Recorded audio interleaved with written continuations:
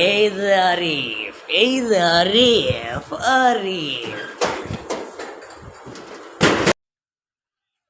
খিজির কি এখনো জীবিত আছেন? কোনো কলা আনবিক ধারণা? খিজির আলাইহিস সালামকে আমরত্ব দান করা হয়েছে, তিনি এখনো জীবিত আছেন। তারা এই প্রসঙ্গে কিছু কাহিনীও এর রাওয়ায়াত বর্ণনা করে থাকে। আর উচ্চ মর্যাদাশীল তথ্য জ্ঞানীগণ বলেন, খিজির আলাইহিস সালামের চিরকাল জীবিত থাকার প্রমাণ কোরআনেও নেই, হাদিসেও নেই। তিনি মানব জাতির মতো স্বাভাবিক মৃত্যুতে ইন্তিকাল করেছেন।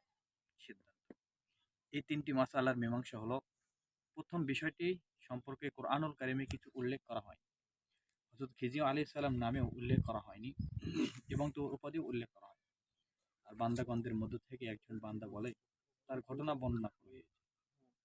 অবশ্য বুখারী শরীফ ও মুসলিম শরীফের সহিহ হাদিসে তাকে খিজির নামে উল্লেখিত করা হয়েছে। সুতরাং আমরা যদি ওই ঐতিহাসিক বর্ণনা দ্বারা তার নাম ও উপাধির সন্ধান লাভ করতে পারতাম, তবে সহজেই এই কথা বলতে পারতাম এটা তার নাম আর ওটা তার উপাধি। কিন্তু এই সম্পর্কে ইতিহাসের বর্ণনা এত এলোমেলো যে তা দ্বারা কোনো সিদ্ধান্তে উপনীত হওয়া সম্ভব নয়।